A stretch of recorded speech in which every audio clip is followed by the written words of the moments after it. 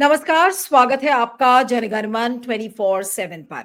अब भारती एयरटेल और रिलायंस जियो का जो स्पेस एक्स से समझौता है, वो साइन हो गया है।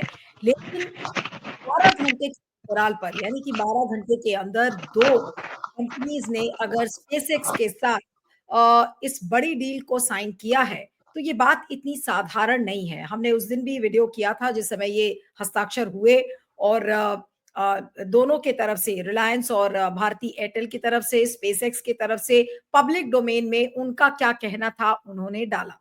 लेकिन भारत के सरकार की अभी तक कोई प्रतिक्रिया नहीं आई है और ऐसे में ऑपोजिशन यानी कि विपक्ष इसको लेकर बड़े सवाल खड़े कर रहा है। जैसे कि जयराम रमेश जो कि कांग्रेस के नेता हैं, राज्यसभा सांसद हैं, उन्होंने कुछ बड़े सवाल खड़े किए हैं और उनमें से सबसे बड़ा सवाल राष्ट्रीय सुरक्षा को लेकर है।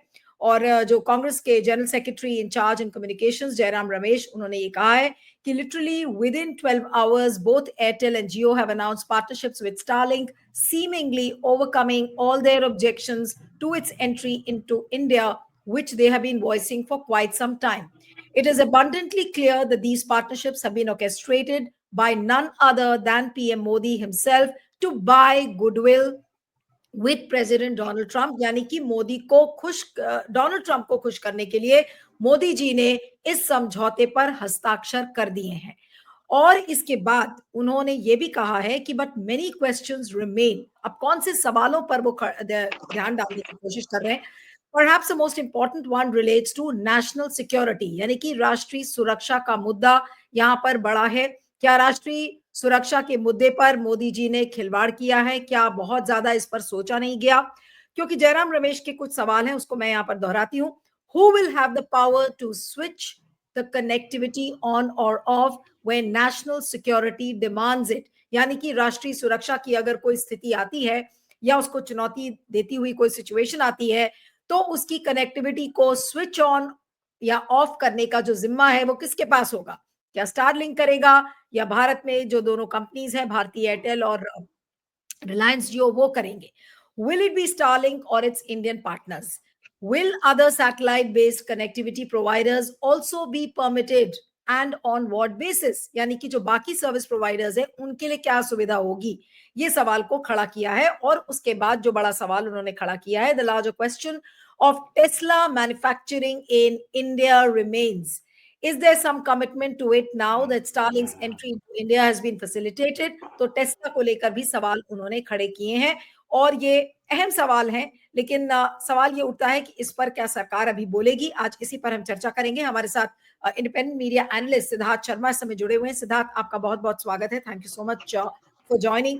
मेरा सवाल यही है जो जयराम रमेश ने खड़ा किया है कि राष्ट्रीय सुरक्षा का मुद्दा इतना बड़ा है, कनेक्टिविटी कौन स्विच ऑफ करेगा, कौन स्विच ऑन करेगा, जिस सवाल को जयराम रमेश ने आज खड़ा किया है, क्या इस सवाल पर सरकार को स्पष्टीकरण नहीं देना चाहिए? और ये कोई बेतुका सवाल तो नहीं है, क्योंकि राष्ट्रीय सुरक्षा से मुद्दा जुड़ा हुआ है। मान लीजिए मणिपुर में बहुत ज्यादा डिस्टर्बेंस है, उस डिस्टर्बेंस के बीच अगर आपको कनेक्टिविटी स्विच ऑफ करनी है या स्विच ऑन करनी है, तो उसकी जिम्मेदारी किसके पास है? इस सवाल को जयराम रमेश ने खड़ा किया है। आप क्या सोचते हैं इस सवाल को लेकर और आपका क्या मानना है?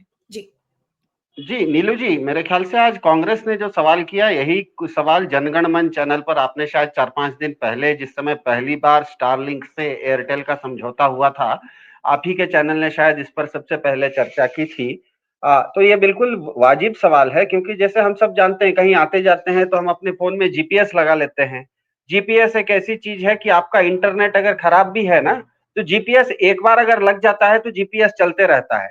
अगर आप खराब इंटरनेट एरिया में भी हैं, तब भी आपका जीपीएस चलते रहता है। वो इसीलिए चलता है क्योंकि इंटरनेट अपनी जगह है, आपके फोन का इंटरनेट अपनी जगह है। जीपीएस जो है वो अमेरिका की 24 सैटेलाइट है, जो कि यूनाइटेड स्टेट एयरफोर्स चलाती है।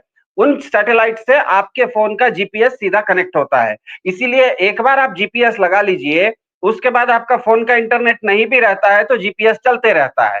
तो ये सवाल बिल्कुल वाजिब है कि अब के बाद से अगर स्टारलिंक भारत में ये कनेक्टिविटी देगा, अगर मेरे घर में पाइप भले मैंने बिछाई हो, बिजली का तार भले मेरा हो, लेकिन बिजली की कंपनी तो कहीं दूर है, वो बिजली तो तब आएगी या उतनी ही आएगी जितनी बिजली कंपनी देगी। अगर बिजली कंपनी ने बिजली बंद कर दिया तो मेरे घर में अच्छा-अच्छा तार भी है, अच्छे-अच्छे पंखे भी हैं, अच्छे-अच्छे एयर कंडीशनर भी हैं, लेकिन अगर बिजली की कंपनी बिजली नहीं देगी तो क्या होगा? तो ये जयराम रमेश या कांग्रेस जो सवाल कर रही है वो मूलभूत सवाल है। हुआ ये है, इसको बहुत साधारण भाषा में समझा देते हैं, कि मैं किसी अपने पुराने दोस्त से मिलने पे गया, उसने अपनी बेटी दिखाई, मुझे बहुत अच्छा लगा। मैंने उसके साथ समझौता कर लिया कि मेरे बेटे की शादी तुम्हारी बेटी के साथ करेंगे।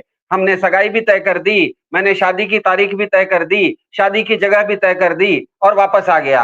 वापस आने के बाद जब अपने घर में अपने बेटे को कहा तो बेटे ने कहा मैं तो बालिग हूँ, 25 साल का हूँ, मेरी शादी आप कैसे तय कर सकते हो? हाँ या ना तो मैं बोलूंगा। अब उस तरफ लड़की वाला मुझे फोन कर रहा है, मैंने फोन उठाना बंद कर दिया। अब लड़की वाले को डर लग गया, उसने क्या किया, शादी का कार्ड वार्ड छाप के सबको बांट दिया।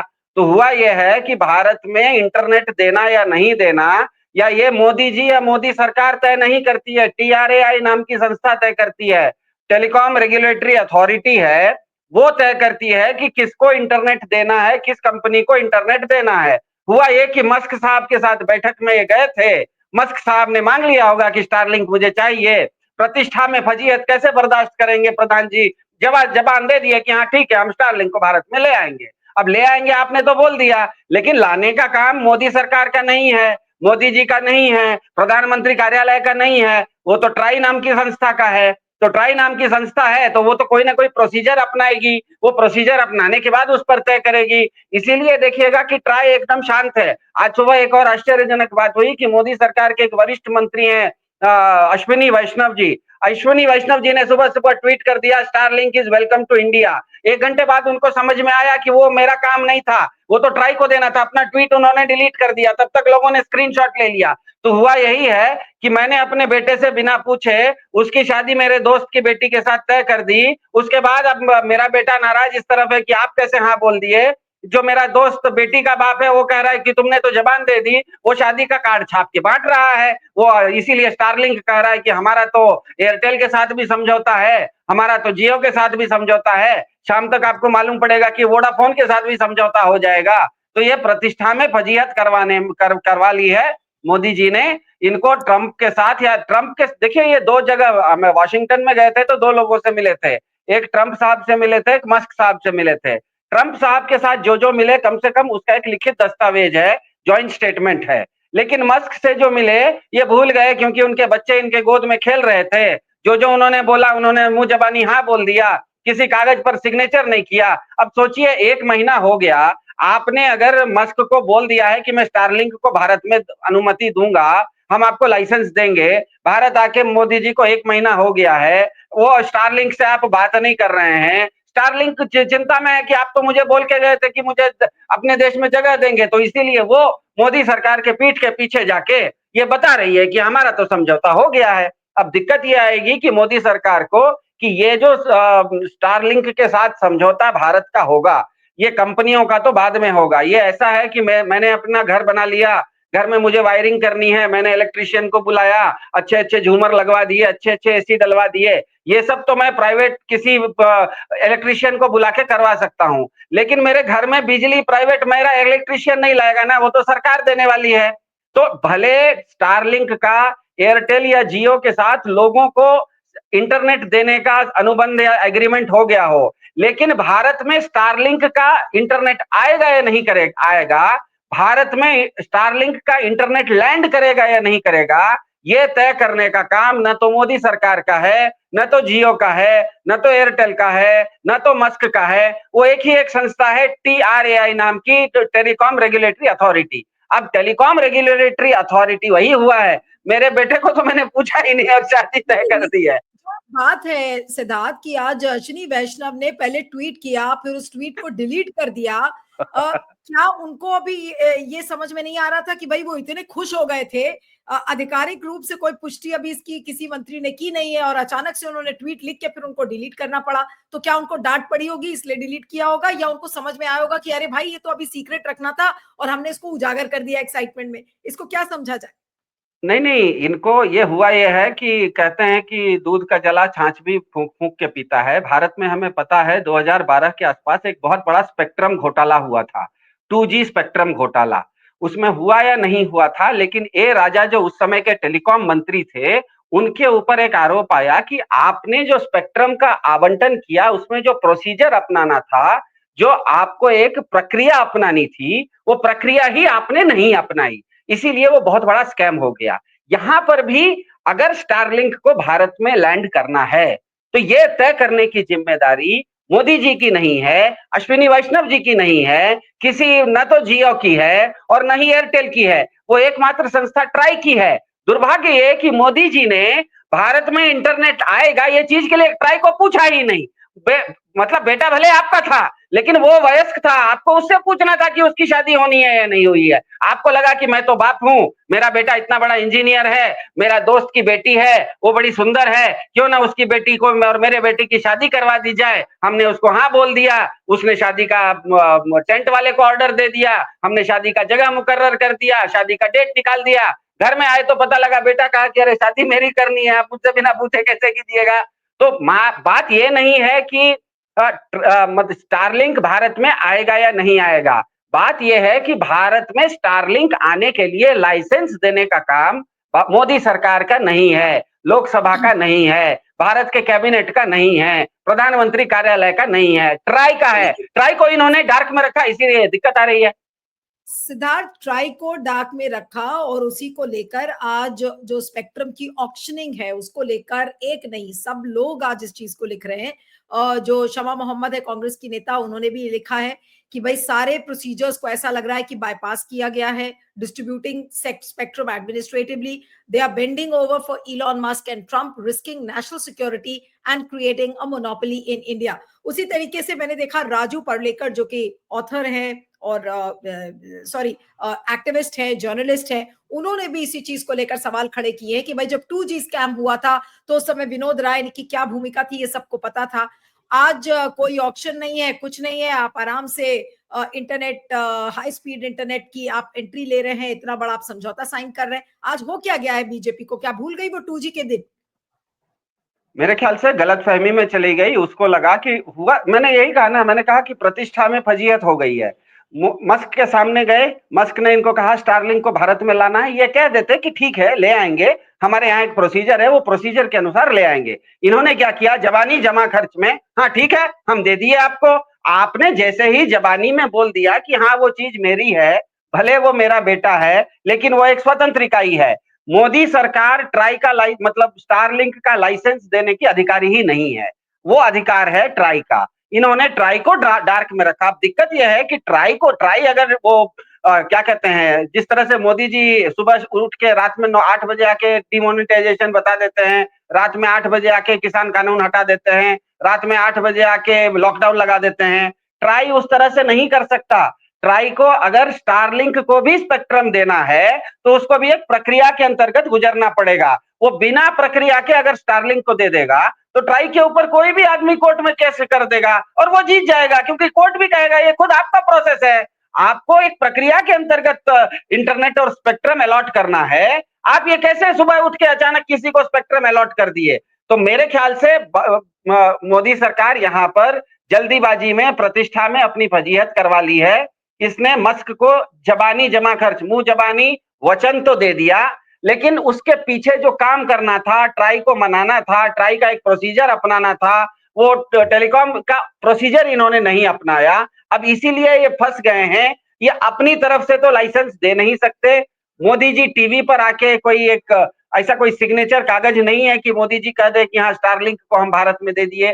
देना है वो ट्राई को ही। ट्राई को एक प्रोसेस के अंतर्गत पहले एक ऑक्शन ओपन करना पड़ेगा, ऑक्शन के लिए बिडिंग करवानी पड़ेगी, ये सब प्रोसेस करने में लेट होगा। तो मेरे ख्याल से मस्क को समझ में आ गया है कि इन्होंने मुझे जबानी जमा खर्च हाँ तो बोल दिया है, लेकिन ये आगे नहीं बढ़ रहे हैं, इसीलिए मस्क इनके ऊपर दबाव लाने के लिए ये काम कर रहा है। और जो कांग्रेस का या शमा जी ने सवाल किया है, ये बिल्कुल वाजिब सवाल है, क्योंकि अभी अभी जब जेलेंस्की यूक्रेन के जेलेंस्की ट्रंप से मिले थे, तो ट्रंप ने एक चीज जेलेंस्की को धमकाई थी कि आपके युद्ध में ना हम आपका इंटरनेट रोक देंगे, क्योंकि दुनिया भर का जो इंटरनेट का कंट्रोल है वो अमेरिका के पास है। कुछ अमेरिका के एयरफोर्स के सैटेलाइट्स हैं, अमेरिका की कंपनियों के पास है। तो मान लीजिए, और हमको पता है कि जिस समय कारगिल वार हुआ था 1999 में, तो हुआ ये था कि भारत ने अमेरिका से पूछा था कि ग्लोबल पोजीशनिंग का थोड़ा-सा हमें बताइए कि पाकिस्तान की सेनाएँ कहाँ-कहाँ घुसी हैं, और दुर्भाग्य से उस समय अमेरिका ने हमारी मदद नहीं की थी। तो ख़ैर अब वो ग्लोबल पोजीशनिंग सिस्टम काफ़ी कॉमन हो गई है, अब हमारे आपके फ़ोन पर आ गया है, लेकिन 99 में वो फ़ोन पे नहीं था। लेकिन टेक्नोलॉजी उस समय उपलब्ध थी और अमेरिका ने वो टेक्नोलॉजी भारत को देने से मना कर दिया। इसीलिए वो नहीं युद्ध लेकिन लंबा चला और हमारे लोग शहीद भी हुए। नहीं, लेकिन इसमें ऑक्शन बिडिंग का कोई प्रोसीजर फॉलो नहीं किया। टीआरएआई की एक भूमिका थी, उसको भी बाईपास कर दिया गया। तो इसका मतलब ये है कि जो स्पेस एक्स के साथ जो ये समझौता भारती एयरटेल और रिलायंस जियो का हुआ है, ये बिल्कुल क्या गैर कानूनी है? क्या सारे कन्वेंशंस के ये विरुद्ध हुआ है? अब ऑपोजिशन इसको उठाता है नहीं उठाता है, क्योंकि मैं ट्वीट्स तो देख रही हूँ, लगातार लोग ट्वीट्स इस पर लिख रहे हैं कि भाई स्पेक्ट्रम एलोकेशन जैसे होता था उस समय, भाई एडमिनिस्ट्रेटिव रूट होता था, एक बिडिंग होती थी, एक ऑक्शनिंग होती थी। अब यहाँ पर एडमिनिस्ट्रेटिव रूट के जरिए आपने इसको क्लियरेंस दे दिया है। अब ये क्या गलत नहीं है? ये विपक्ष अब सवाल कैसे उठाएगा ये तो पता नहीं। उस समय की बीजेपी ने तो कितना शोर शराबा किया और पूरी सरकार ही एक तरीके से गिर गई एक के बाद एक सारे स्कैम्स के चलते। लेकिन क्या कहेंगे, क्या ये जो डील है ये बिल्कुल काली डील है? काली डील मैं इसलिए बोल रही हूं कि दाल में काला नहीं, बिल्कुल डील ही काली है, क्योंकि इसमें कोई कानून को और किसी भी कन्वेंशन को इसमें फॉलो नहीं किया गया है। केवल और केवल एक क्राइटेरिया था कि मोदी जी को किसी भी तरीके से डोनाल्ड ट्रंप को खुश करना है, इसलिए सारे नियम और कानून को ताक पर रख दिया गया। जी, ऐसा बिल्कुल हुआ है, क्योंकि जैसे ही मैंने जैसे कहा कि इन मस्क साहब के साथ इनकी मस्क ने अगर कहा भी होगा कि मुझे स्टारलिंक भारत में चाहिए, तो मोदी जी को कहना था कि ठीक है, हमारी एक टीआरआई नाम की संस्था है, वो प्रोसेस के अंतर्गत आप हमारे यहाँ एप्लीकेशन डालिए और वो टीआरआई वो एप्लीकेशन को क्या करेगी, कंसीडर करेगी। लेकिन इन्होंने जबानी जमा खर्च में हाँ बोल दिया।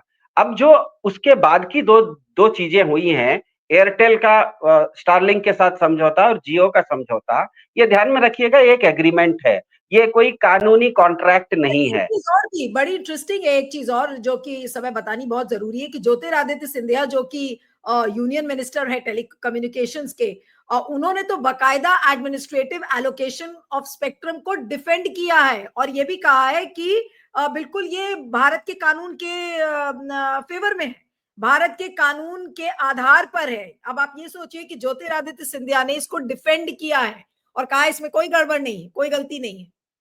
नहीं नहीं, कहाँ किया है? टीआरएआई ने अभी तक कहाँ बोला है कि हमने स्टारलिंक को दे दिया? अगर ज्योतिरादित्य सिंधिया बोल रहे हैं कि ठीक किया, तो क्या किया जो ठीक किया? टीआरएआई बोल तो दे कम से कम। यही मैं कह रहा हूं कि भारत में स्टारलिंक या किसी भी इंटरनेट कंपनी को लैंड करना या नहीं करना, ये बोलने का अधिकारी न तो मोदी जी हैं, न तो प्रधानमंत्री कार्यालय है, न तो लोकसभा है, न तो उनकी कैबिनेट है, न तो उनके कोई मंत्री हैं। सिर्फ और सिर्फ टीआरएआई नाम की एक संस्था है जो कि किसको कितना स्पेक्ट्रम देना है वो एलोकेट करेगी, और टीआरएआई अभी तक बिल्कुल मौन है। वो मौन इसीलिए है क्योंकि उसको एक प्रोसीजर के तहत वो काम करना है, प्रोसीजर शुरू ही नहीं हुआ है तो वो कैसे कुछ कहेगी? तो आप, ये क्या हो गया है ना, बेगानी शादी में अब्दुल्ला दीवाना कहा जाता है। तो इसमें आप एक तरफ पूछिएगा कि क्या एयरटेल और इसका स्टारलिंक का डील इलीगल है, तो कहेंगे हमने तो कोई कागज ही साइन नहीं किया, हमने तो केवल एग्रीमेंट किया है। तो जो जो चीज कागज पर है ही नहीं वो इलीगल कैसे है? वो इमोरल हो सकती है, इनकरेक्ट हो सकती है, इलीगल है ही नहीं, क्योंकि ना तो कहीं ना नौमन तेल हुई है और ना राधा नची है। क्योंकि अभी तक भारत में स्टारलिंक का इंटरनेट आसमान से भारत में उतरेगा या नहीं उतरेगा, ये लाइसेंस टीआरआई को देना है, वो अभी तक शांत है। उतरने के बाद क्या क्या होगा इस पर डील हो गई है कि हाँ, मैं स्टारलिंक के साथ एयरटेल की भी डील हो गई है और स्टारलिंक के साथ जियो की भी डील हो गई। इसका मतलब यह है कि मेरी अभी तक शादी नहीं हुई है, लेकिन मेरे बच्चे का एडमिशन मैंने नर्सरी में करवा दिया है। अरे ठीक है, बच्चा नर्सरी में पढ़ लेगा, भले शादी तो कर लो। शादी करने का जो अधिकार है भारत में, इंटरनेट को भारत में लैंड करवाने का अधिकार केवल और केवल टीआरएआई नाम की संस्था को है। वो अभी तक मौन है और वो जब तक कुछ नहीं बोलेगी तब तक ये पूरी के पूरा मामला बेगानी शादी में अब्दुल्ला दीवाना वाली बात हो जाएगी।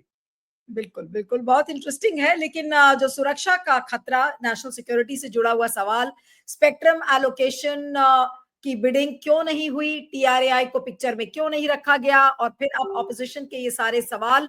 अब होली की छुट्टी हो चुकी है, संसद अब सोमवार को मेरे ख्याल से मिलेगा, जब होली खत्म हो जाएगी उसके बाद इस इशू को विपक्ष कैसे उठाता है ये देखना होगा। लेकिन हमें भूलना नहीं चाहिए कि विनोद राय का जो उस समय के सीएजी थे, उन्होंने किस तरीके से सारे इशू को उठाया, नोशनल लॉज बताया, और यूपीए की सरकार गिर गई ये कहते हुए कि भाई उस समय की सरकार एडमिनिस्ट्रेटिव एलोकेशन करती थी। वही बीजेपी जो विपक्ष में थी उसने बताया कि सब गड़बड़ था, उस समय 2G स्पेक्ट्रम पूरा गड़बड़ झाला था, उस समय की बीजेपी ने ये बीजेपी को इसी का डर है, बीजेपी को इसी का डर है कि अगर वो प्रोसेस अपनाएगी नहीं तो वही चार्ज उसके ऊपर लगेगा। इसीलिए अश्विनी वैष्णव जी ट्वीट करते हैं, डिलीट करते हैं, टीआरएआई शांत है, क्योंकि उनको पता है कि ये बात खोलेंगे तो उन्हीं का दर्पण उन्हीं के ऊपर, मतलब उन्हीं का तर्क उन्हीं के ऊपर लागू हो जाएगा। बिल्कुल बिल्कुल बिल्कुल। तो ये खेल साफ हो गया एकदम कि सब नियम कानून को ताक पर रखकर डोनाल्ड ट्रंप को खुश करने के लिए इस डील को साइन किया गया है। लेकिन आज बीजेपी ने वही चीज की है जिसके जिस चीज को लेकर वो यूपीए की सरकार उस समय की उस पर आरोप लगते थे कि उन्होंने 2G स्पेक्ट्रम एलोकेट कर दिया बेहिसाब तरीके से, और वो सारे आरोप आज एक बार फिर से साबित हो रहे हैं कि बीजेपी ने ऐसा ही कुछ करा है। लेकिन बीजेपी क्या इस पर चूक करेगी? क्या प्रधानमंत्री नरेंद्र मोदी के पास हिम्मत होगी, या मोदी जी के किसी भी एक मंत्री के पास ये हिम्मत होगी कि वो सदन में आकर और पूरा तरीके से वो बताएं कि आखिर ये डील कैसे साइन हुई, इसके पीछे के क्या डायनामिक्स है, उसके क्या डिटेल्स हैं, क्या उनको संसद को नहीं बताना चाहिए? बताएंगे वो? ये एक बड़ा सवाल है। इस कार्यक्रम को यहाँ पर खत्म करती हूँ। आपका बहुत बहुत शुक्रिया Siddharth, thank you so much for joining. Thank you.